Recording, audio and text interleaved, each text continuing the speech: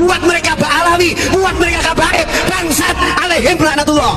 Nah, di buku tersebut teman-teman, ternyata Habib Gufron ini masih saudara dengan Habib Bahar, teman-teman ya. Celeng berarti Wahabi mereka. Wahabi mereka. Habib Gufron ini menuliskan silsilah keilmuan ulama Ahlus Sunnah dari zaman ke zaman, teman-teman. Cuma yang Al-Fakir heran, kok ulama-ulama Wahabi itu masuk semua. Anak bangsa harus jelas.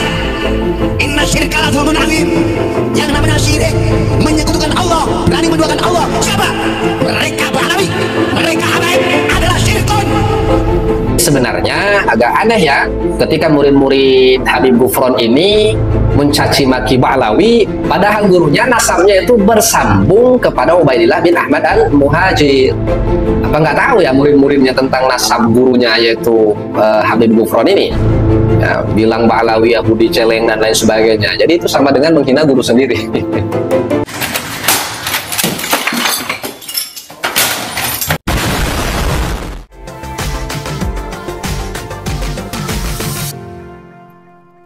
Bismillahirrahmanirrahim.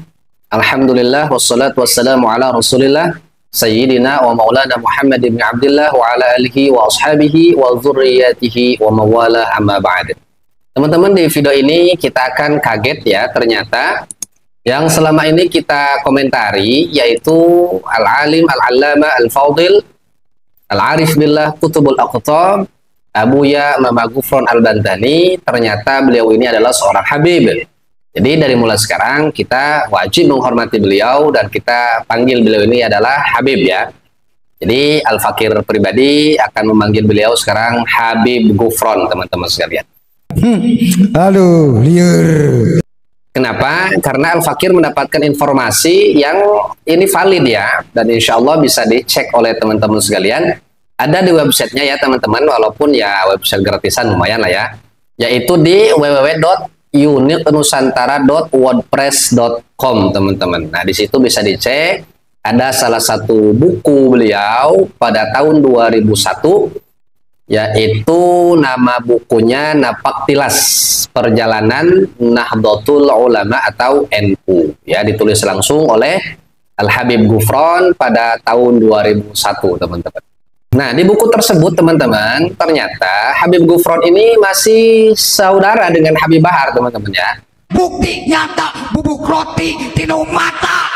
Karena satu jalur ya. Coba perhatikan di sini ya, saya tulis nasab Habib Gufron ternyata saudara Habib Bahar, teman-teman. Rasulullah SAW punya anak yaitu Fatimah Az-Zahra yang menikah dengan Sayyidina Ali bin Abi Thalib. Kemudian punya anak Sayyidina Husain. Kemudian punya anak Sayyidina Ali Zainal Abidin, kemudian punya anak Muhammad bin Baqir, kemudian punya anak Ja'far Shadiq, kemudian punya anak Ali Al-Uraidi, kemudian punya anak Muhammad An-Naqib, kemudian punya anak Isa Ar-Rumi, kemudian punya anak Ahmad Al-Muhajir. Nah, disinilah titik yang dipermasalahkan oleh Kiai Haji Imad ya teman-teman. Kemudian Ahmad Al-Muhajir ini punya anak namanya Abdullah atau Ubaidillah, teman-teman. Nah, Ubaidillah punya anak Alwi Alawiyin yang sebagai cikal bakal penisbatan Ba'alawi. Kemudian teman-teman, Alwi Alawiyin ini punya anak namanya Muhammad bin Alwi. Kemudian punya anak lagi Alwi bin Muhammad, punya anak lagi namanya Ali Khalil Qasam. Nah, Ali Khalil Qasam punya anak Muhammad Usaid Mirbad.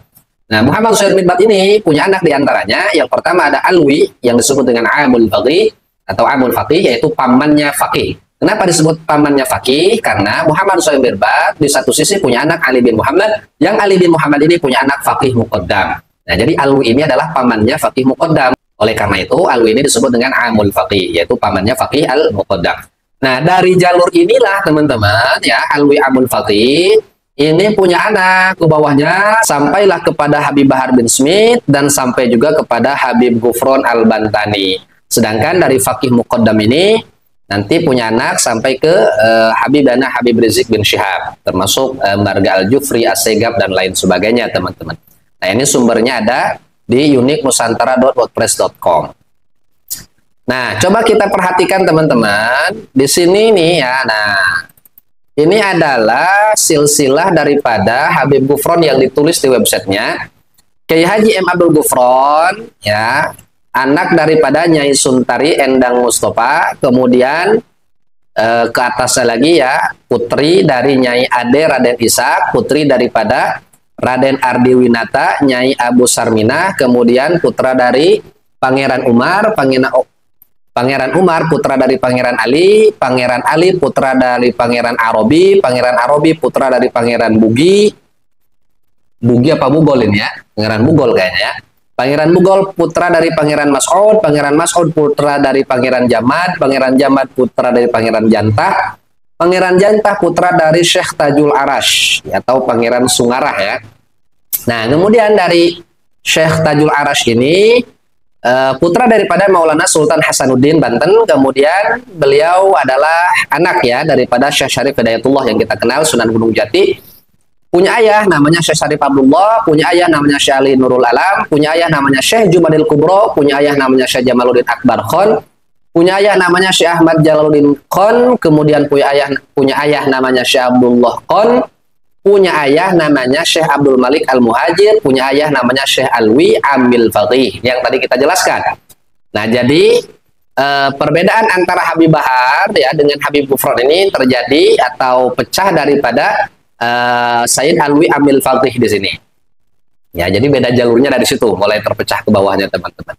Nah, jadi ternyata ya selama ini Abu Yamamah Gufron ini adalah Habib, jadi kita panggil Habib Gufron.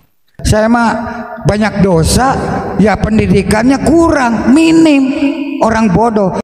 Nah, kemudian teman-teman, masih di dalam buku yang sama, Habib Gufron ini menuliskan silsilah keilmuan ulama Ahlus Sunnah dari zaman ke zaman, teman-teman. Cuma yang Al-Fakir heran, kok ulama-ulama Wahabi itu masuk semua?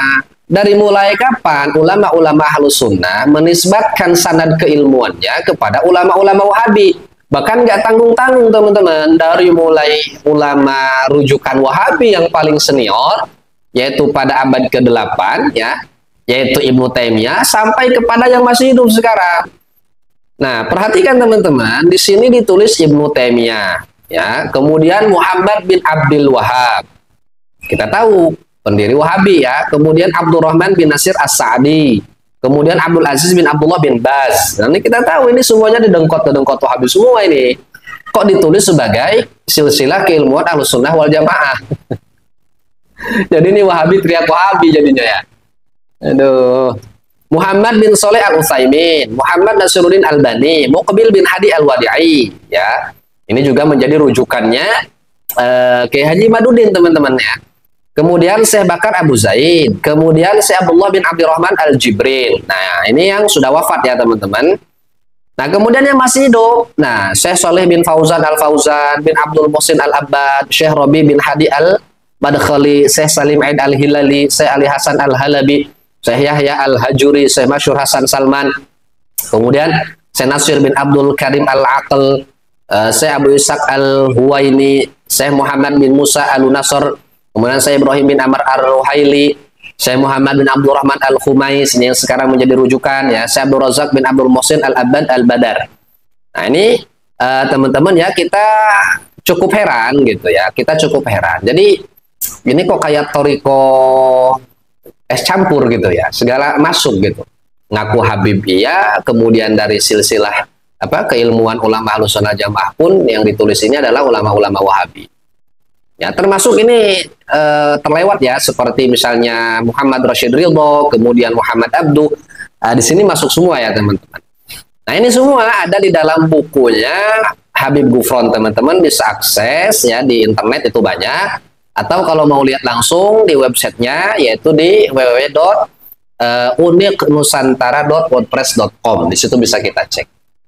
Jadi sebenarnya agak aneh ya, ketika murid-murid Habib Gufron ini mencaci maki Ba'lawi, padahal gurunya nasabnya itu bersambung kepada Ubaidillah bin Ahmad Al-Muhajir. Apa nggak tahu ya murid-muridnya tentang nasab gurunya, yaitu Habib Gufron ini? Ya, bilang Ba'lawi, Yahudi, celeng, dan lain sebagainya. Jadi itu sama dengan menghina guru sendiri. La haula wala quwwata illa billah. Jadi sebenarnya musuh bebuyutan daripada Kiai Imad ini ya termasuk salah satunya Habib Gufron ini. Kemudian Habib Gufron sendiri itu marah-marah sama Wahabi. Wahabi celeng, ternyata ya sanad keilmuannya bersambung juga kepada Syekh-Syekh Wahabi. Nah, ini jadi bingung kita teman-teman ya. Tapi pada intinya kita harus husnuzon ya. Jadi mulai sekarang teman-teman kita panggil beliau ini adalah Habib Ghufran. Ya kita kan nggak tahu ya kan silsilah yang sebenarnya. Walaupun kemarin kan awal-awal ribut beliau ini ngaku cicit Syekh Nawawi gitu. Ternyata jalur samping. Kemudian sekarang diakui lagi jadi keturunannya Prabu Siliwangi. Ternyata di buku resminya, di website resminya, di buku yang ditulis oleh Habib Ghufran ini, ternyata nasab daripada Habib Ghufran ini bersambung kepada Abdul Faqih.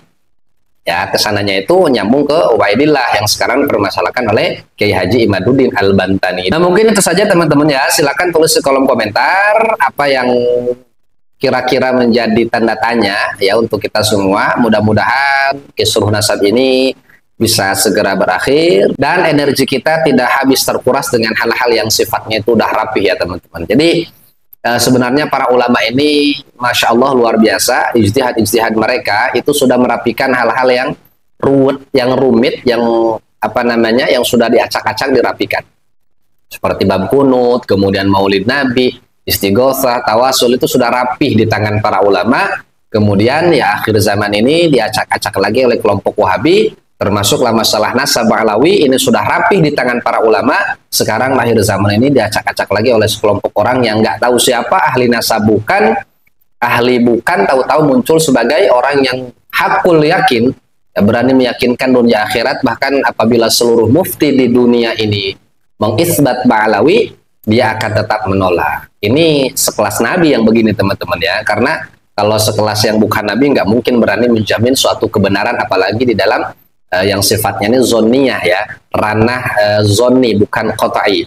Jadi ini zoniyu dilalah, dalil-dalilnya pun sifatnya zoni, bukan Al-Quran, bukan hadis, bukan ijma, dan juga bukan qiyas bahkan teman-teman. Nah itu saja, mudah-mudahan bermanfaat. Jangan lupa di like, comment, share, dan juga subscribe apabila video ini bermanfaat. Jangan lupa aktifkan notifikasinya agar teman-teman tidak ketinggalan video-video lain dari Al-Faqir. Assalamualaikum warahmatullahi wabarakatuh.